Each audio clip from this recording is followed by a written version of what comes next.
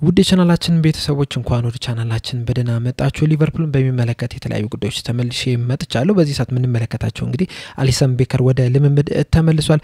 እንደዚሁም ደግሞ ክሎፕ ወደ ሊቨርፑል ሊመለሱ ነው። በተጨማሪም ደግሞ መሐመድ ሳላህ የ2 አመት ኮንትራት ሊፈርም ተቃርቧል እየተባሉ ነው የሚገኙት። እነዚህን ምን መለከት ይሆናል። እስከ መጨረሻው ደቂቃ ድረስ አብራችሁኝ እንድትቆዩ በአክብሮት ጋብዛለሁ። ሰብስክራይብ፣ ላይክ፣ ሼር እያደረጋችሁ የቻናሉ ቤተሰብ እንድትሆኑ በአክብሮት እጠይቃለሁ። አሁን በቀጥታ እንግዲህ ወደ ያስኩላችሁ ጉዳይ እገባለሁ። በመጀመሪያ ምን መለከተው እንግዲህ አሊሰን ቤከርን ጉዳይ ይሆናል። ከዚህ በፊትም እንግዲህ በተደጋግሞ እንደተነገረው ከሆነ አሊሰን ቤከር ከብራዚል ከኮሎምቢያ ባደረገው ጨዋታ ላይ እንግዲህ ከሳንቼዝ ጋር ተጋጭቶ ኮንከሽን አጋጥሞት ነበር። በኮንከሽን ፕሮቶኮል መሰረት እንግዲህ ወደ ሊቨርፑል እንዲመለስ ተደርጓል። ምክንያቱም እንግዲህ ቢያንስ 6 ቀኖች ያህል ምንም አይነት ጨዋታ እንዳያደርግ ከዛ በኋላም ደግሞ ለ21 ቀናት ያህል ቢያንስ ማለት ነው ፕሮቶኮሎችን እንዲያሟላ ነው እንደሚደረገውና እነዚህም ፕሮቶኮሎች እስካላሟላ ድረስ እንግዲህ ወደ ጨዋታ አይመለስም እና በቅርቡም እንግዲህ ወደ ሊቨርፑል ተመልሶ 2 ጨዋታዎች አምልጠውታል። ከኤቨርተን ጋር በተደረገው ጨዋታ እንደዚሁም ደግሞ ከፉላም ጋር በነበረው ጨዋታ እንግዲህ ፕሮቶኮሉን ባለማሟላቱ ወይም ደግሞ ማሟላት ያለበት ማለፍ ያለበትን ቴስት ባለማለፉ ምክንያት እንግዲህ ለጨዋታ ብቁ ሳይሆን ቀርቶ ነበር።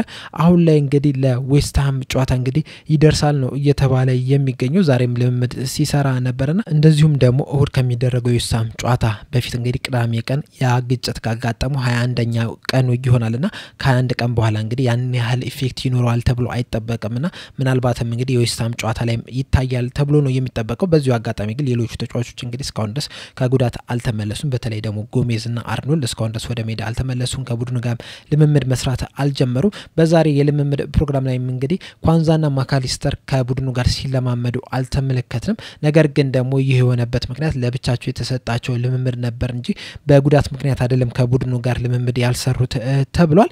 ሌላኛው የምንመለከተው ጉዳይ ደግሞ ክሎፕን የሚመለከተው ነው። ክሎፕ ወደ ሊቨርፑል ሊመለሱ ነው። እንደሚታወቀው እንግዲህ የርገን ክሎፕ ከሊቨርፑል ከለቀቁ እንግዲህ ትንሽ ወራቶች ተቆጥረዋል። ያለፈው ሲዝን የ2023-24 ሲዝን ከተጠናቀቀ በኋላ እንግዲህ ከሊቨርፑል ጋር ተለያይተው ነበር። ከዛ በኋላ ነው እንግዲህ አሰልጣኝ አርነ ስሎት ወደ ሊቨርፑል የተቀላቀሉት። ከዛም በኋላ ለጥቂት ወራቶች እንግዲህ ያለምንም ስራ ተቀምጠው ነበር። 2025 ላይ ግን የሬድ ቡል የስፖርት ግሩፕ ውስጥ ኃላፊነት ተሰጥቷቸው እንግዲህ እየሰሩ ነው የሚገኙትና አሁን እንግዲህ ወደ ሊቨርፑል እንዲመለሱ ያደረጋቸው ምንድነው የሊቨርፑል ፋውንዴሽን ነው።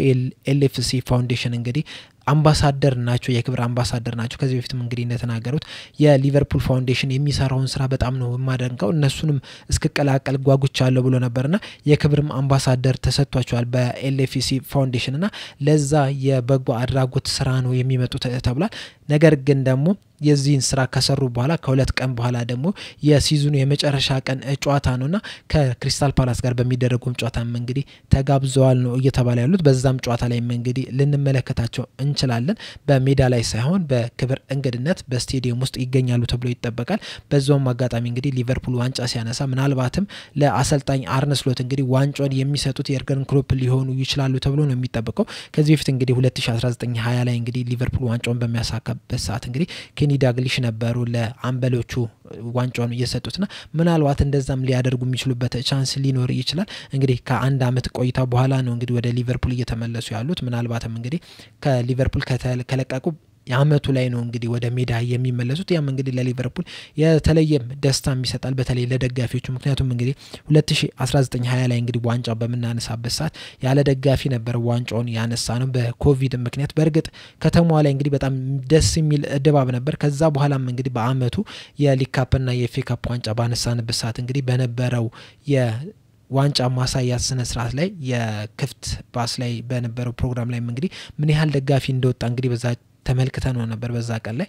አሁን ደግሞ ፕሪሚየር ሊጉን ዋንጫ ሲነሳ እንደዚሁም ደግሞ ምንም አይነት በሽታ በሌለበት ሁሉም ሰው በነጻነት መንቀሳቀስ በሚችልበት ሰዓት እንግዲህ ደጋፊው በከፍተኛ ድምቀት ያከብረዋል ተብሎ ነው የሚጠበቀው። ምናልባትም እንግዲህ ወደ ሊቨርፑል ከተማ ከ1 ሚሊዮን በላይ ሰው ሊገባ ይችላል ተብሎ ነው እስካሁን ድረስ እየተጠበቀ ያለው። ምክንያቱም እንግዲህ የሊቨርፑል ደጋፊዎች በዚህ አመት ላይ እንግዲህ የአንዱን ዋንጫ ማሸነፍ ብቻ አይደለም የሚያከብሩት በክፍት መኪናስ በሚሄድበት ሰዓት እንግዲህ የ2019-20 ዋንጫም አንድ ላይ ነው የሚያከብሩት በደጋፊ አይን ቢያንስ እንኳን ማለት ነው። ክለቡ እንደዛ ባያደርግም ነገር ግን ደጋፊው ያንን ነገር ስላላደረገ ያንን ቀን በደንብ ስላላከበረው እንግዲህ አሁን ላይ ሁለቱንም አንድ ላይ አድርጎ እንግዲህ ያከብሩታል ተብሎ ነው እየተጠበቀ ያለው። እንደውም አንዳንድ መረጃዎች እየወጡ ያሉት ምናልባትም እንግዲህ ያ ፕሮግራም በሚኖርበት ሰዓት እንግዲህ የሆቴሎች እጥረት ያጋጥማል ተብሎ ነው የሚጠበቀው። ምክንያቱም እንግዲህ ብዙ የሊቨርፑል ደጋፊዎች እንግዲህ ከተለያዩ ሀገሮች ይህንን ፕሮግራም ለማክበር የሊቨርፑል ዋንጫ ማንሳትን ለማክበር እንግዲህ ይመጣሉ ተብሎ ነው የሚጠበቀውና ምናልባትም እጥረት ያጋጥማል ተብሎ ነው እየተፈራ የሚገኘው።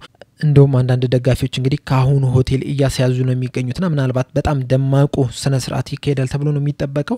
በመጨረሻም የምንመለከተው እንግዲህ የሞሐመድ ሳላህን ጉዳይ ይሆናል። ሞሐመድ ሳላህ እንግዲህ በሊቨርፑል ቤት ከመጣ ጀምሮ ድንቅ የሚባልን ጊዜን እያሳለፈ ነው የሚገኘው። ዘንድሮም እንግዲህ በጣም አስደናቂ የሚባልን ጊዜን እያሳለፈ የሚገኝ ተጫዋች ነው።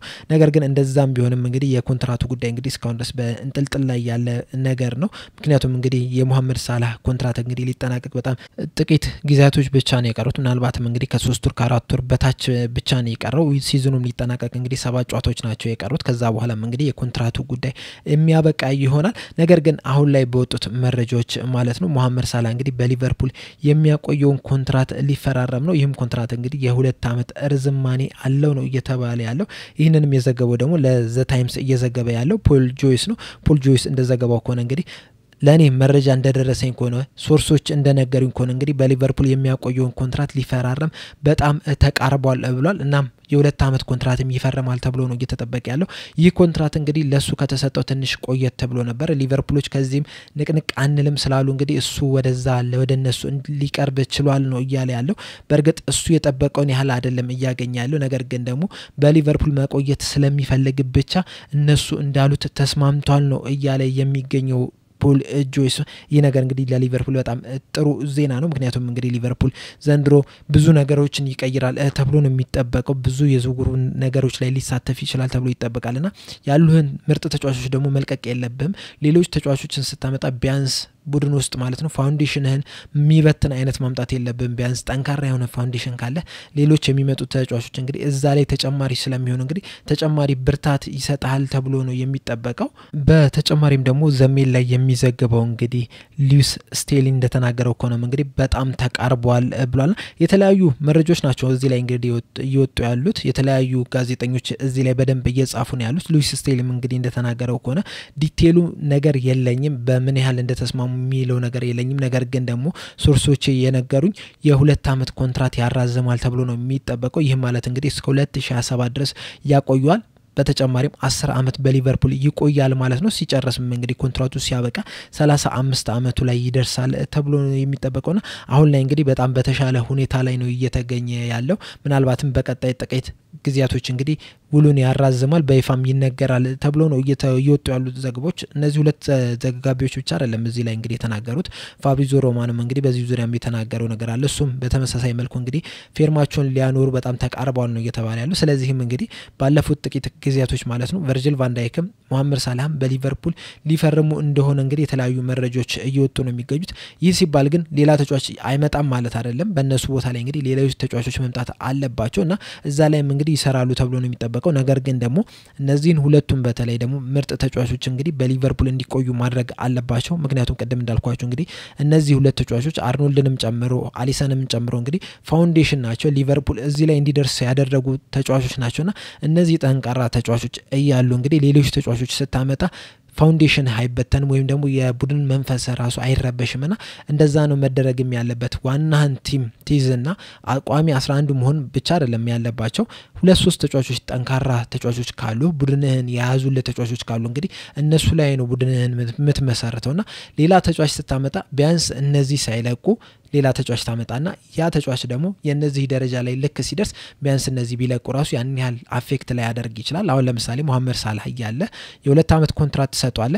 ከዛ በሱ ስር የሚሰለጥን ሌላ ተጫዋች ታመጣና ያ በእነዚህ 2 አመታት ሞሐመድ ሳላህ ሳይለቅም ያ ተጫዋችም እንግዲህ እየጎለበተ ይመጣል። ከዛ በኋላ ጎልብቶ እንግዲህ ከ2 አመት በኋላ የሞሐመድ ሳላህን ቦታ እንዲተካ ታደርጓለህ እንጂ ሌላ ተጫዋች ሳታመጣ ሌላ ተጫዋች አንተን አጫዋት ስታይል ሊጉንም ሳይለምድ እንግዲህ ቀጥታ ዝም ብለህ ብታመጣው ነው ዋናህን ብዙ ጊዜ የተጫወተልን ስታይሉን በደንብ የሚያውቅ ፕሪሚየር ሊጉን በደንብ የሚያውቀውን ተጫዋችን እንግዲህ ማስወጣት የለብህምና ከዚህ በፊትም በተደጋጋሚ ስለው የነበረው ነገር እንግዲህ ይሄን ነው። ቢያንስ 2 አመት ወይ 3 አመት ታስፈርምና ከዛ ሌላ ተጫዋቾችን አምጥተህ በእነሱ ስር እንዲሰሩ ታደርጋለህ። ከዛ እነሱ ሲለምዱ እንግዲህ እነዚህን ተጫዋቾች እንኳን ቢወጡ ራሱ ሊቨርፑል አይጎዳም ምክንያቱም እንግዲህ ምን ጊዜም ቡድንህ ምርጥ ያለ እንግዲህ በጣም አሪፍ ተጫዋቾችን አምጥተ የበለጠ ምርጥ እንዲሆን ነው ማድረግ ያለብህ ሲወርዱ አይደለም ሌሎች ተጫዋቾችን ማምጣት ያለብህ ምርጥ ተጫዋቾች ያያሉ የነሱ ተተኪ ሊሆኑ የሚችሉ ተጫዋቾችን አምጥተ እንግዲህ ጥሩ ሽግግር እንዲኖር ነው ማደረግ ያለበትና እዚህ ላይም እንግዲህ እየሰሩ ነው ያለ የሚመስለው